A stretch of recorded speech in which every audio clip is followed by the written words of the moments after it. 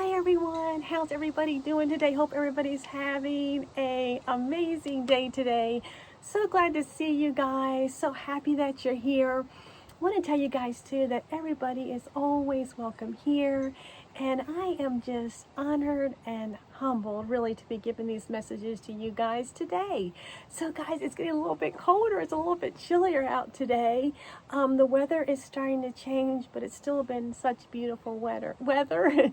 So really thanking God for that now, but really feeling into some things that have been coming in for me. And really have been feeling into that maybe some of you guys are feeling like right now that you've been lied about and that there have been some untruths told about you that keep on coming up, and that at times maybe you really haven't said anything, or maybe you're the person that feels like there's a group of people and you go and you're like, hi. Like I'd be like, hi everybody, and you go over there and you feel like people are talking about you right now, or they're spreading rumors. But I'm here to tell you not to worry about any of that, and please don't let it get to you guys. I'm finding now that that sometimes there have been, like, the tongue is used for not very nice ways, as they're telling like a tongue of lies about you.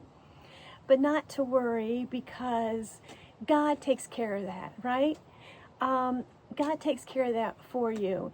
It seems to be that if something has been done to you and makes you feel a certain way, that it is reflected back on that person. I'm going to be using some things from the Bible to explain that. So listen till the end, but I'm going to tell you where I'm going to start to describe it. And it does come from the Old Testament, guys. And it is a little bit, I don't want to say it could be considered a little bit, I'll use the word gory, but it is truly coming from the Bible. And it tells how the king and queen and what they did and how their actions came back and repelled back on them. So I'm going to be going over that at the end. So let's go ahead and get started, guys. Thinking right now that don't ever let these things get you down, guys. Remember that you were always made in the image of the Most High, right? That you were made perfectly. And always remember that. The darkness is always going to be brought out in the light. And please remember that.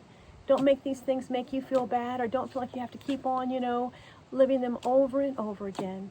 Give it to God, and, and He will take care of this. And what I'm thinking, guys, is things that people do, and they're doing on purpose, or purposely hurt you, or to make you feel a certain way, or telling other people to kind of make you, a lot always comes out, to make you feel bad.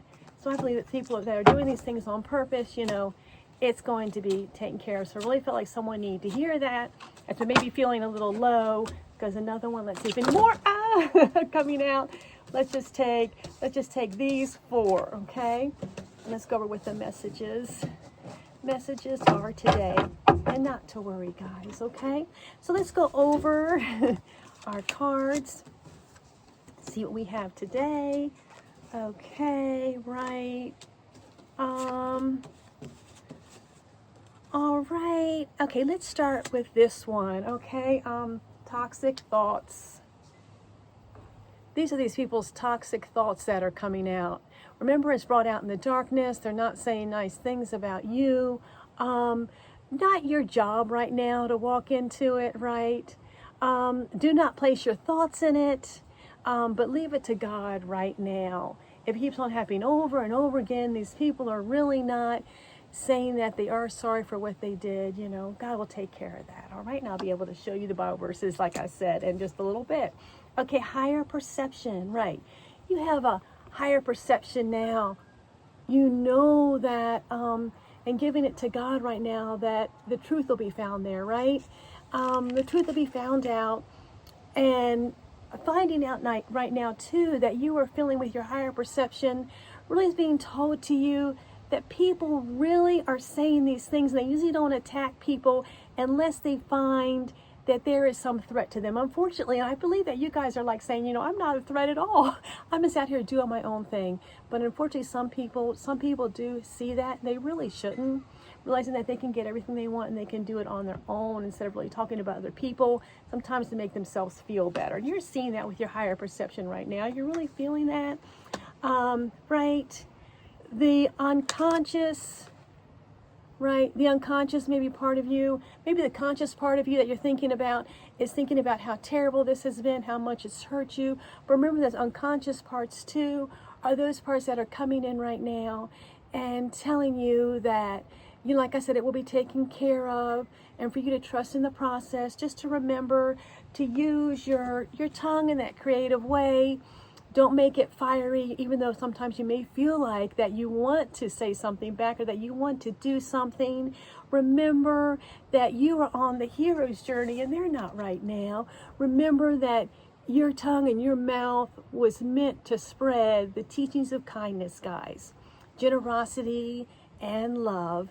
And right now, I think instead of doing that, instead of letting them manipulate you and maybe bring you down, you are coming to that place where you're seeing how powerful you are and realizing that you're going to keep on going. And what you are going to bring to that is that wise counsel to others, you know, through God, and that thoughtfulness and that love, and you're offering, you know, your gifts up that way instead of going into those, you know, low energies that people are doing. And then when, you know, sometimes guys, they go into those lower energies, it happens to bring other things in that really, you know, aren't that nice. And so I'm going to say, you guys just keep on your path, you know, just keep on going. Don't let all those other things get to you right now. So I'm going to talk about some Bible verses. And like I said, I'm going to tell about the Bible verses. And I'm going to go back to the Old Testament and really tell something that happened.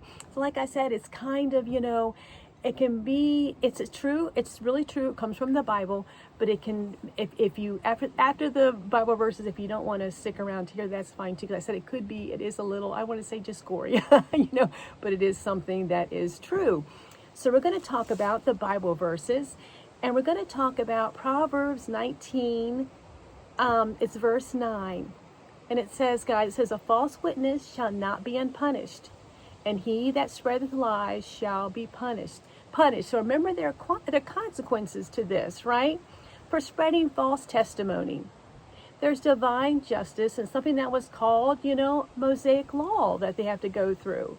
So God is always the clarity, and he will always bring this to you. Like I said, if something has been done to you by Mosaic law, it's to be done to the other person too. It reflects back on them. So remember that.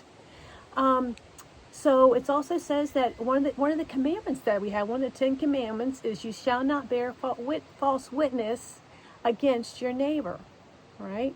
So you never tell untruths about your neighbor. That is one of the 10 commandments, guys. And in them doing that, of course, they are breaking that. It's considered, when you say something like this, it's considered to be a deadly weapon against that person. It's like a sword or a club or a sharp arrow. That's really your kind of, that they are projecting onto you, right? And God's your defender in those moments, and it's going to put it up and make go, you know, right back to them.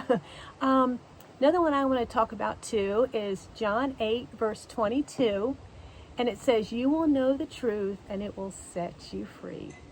So I believe that in saying this, guys, you may not, you know, you never know, or you may see this coming back and going to them. You may never see it, but trust in God that you're always taken care of in these moments. And just keep on, you know, going in the truth, going in that light, and, you know, just doing you. That's all you're asked to do, to be those beautiful, loving, and caring people that you are. All right, so we're going to talk about Leviticus in the Old Testament. It's chapter 19, verse 16.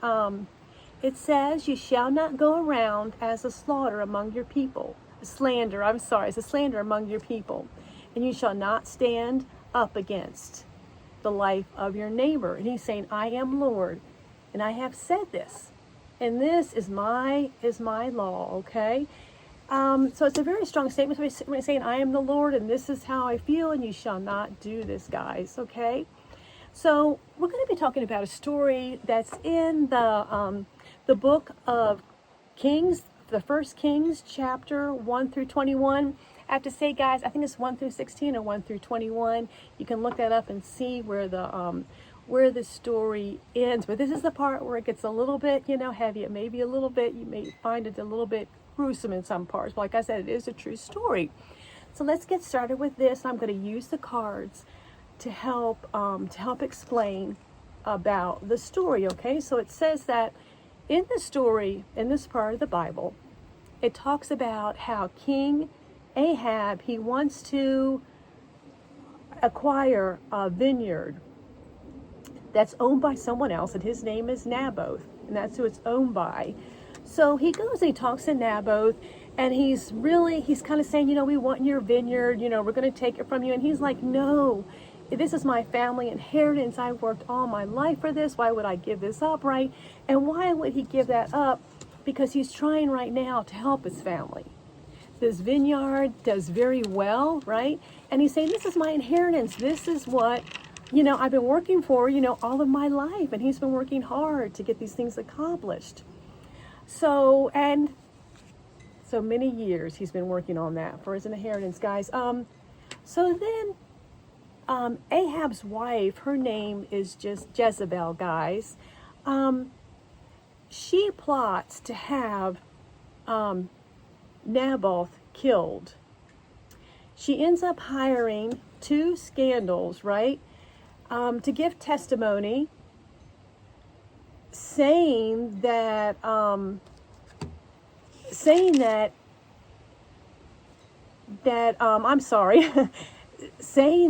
it's owned by Naboth. So saying that Naboth has he has bared false witness, or has said things about the king and God.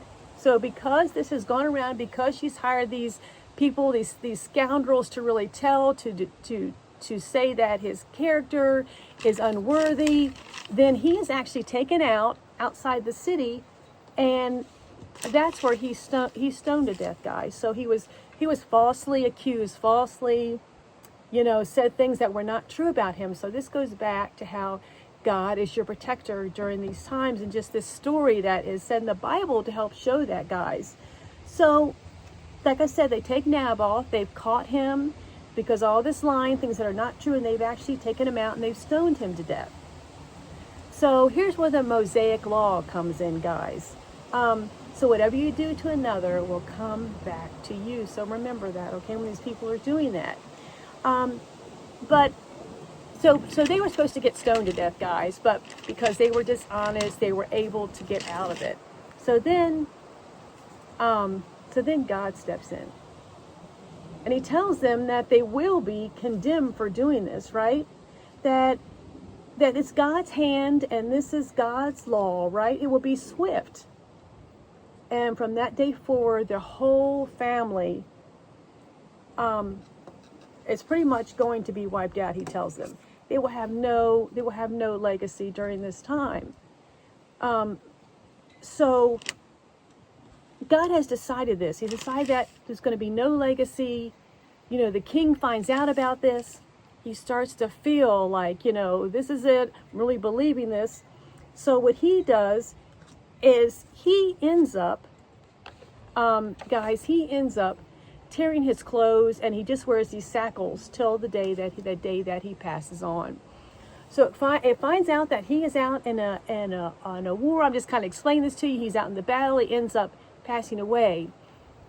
But God has said that they will be devoured by dogs. But because the king has kind of belittled himself, humbled himself, when he dies, he does get, the dogs do lick his blood. This is where I said it gets a little, do lick his blood, but he's not devoured by them. What ends up, guys, the new king comes in, and he ends up, and he knows this has been prophesied. They all know about it.